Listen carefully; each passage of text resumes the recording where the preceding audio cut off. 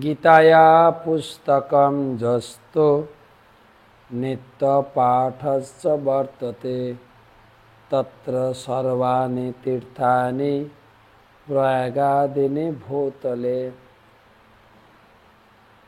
गीता अवस्थान स्थाने प्रयाग आदि समस्त तीर्थेर उपस्थित है, समाहार है।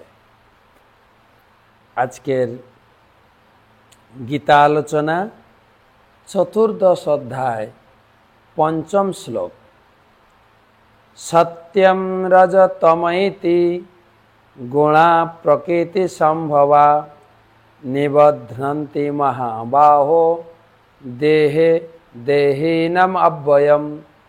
सत्यम रजस्तमैति गुणा प्रकृति संभवा निबध्नन्ति महाबाहो देहे देहिनम अव्ययम्।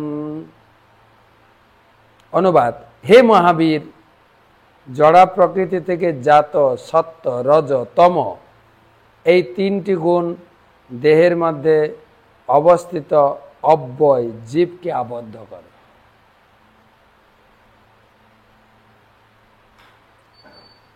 তো আলোচনা হচ্ছে গুণের কথা। ভগবান প্রথম 4টা শ্লোকে তিনি বর্ণনা দিয়েছেন এই জগতে প্রত্যেকটি জীবের পিতা হচ্ছে আমি,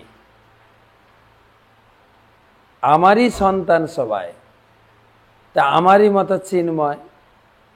এই জগতে কিভাবে গুণের দ্বারা আবদ্ধ হলো তারই বর্ণনা দেবেন ভগবান। এই অধ্যায়ে গুণের আলোচনা হবে, কিভাবে জগতে আমরা 3টি গুণের দ্বারা আবদ্ধ হয়েছি।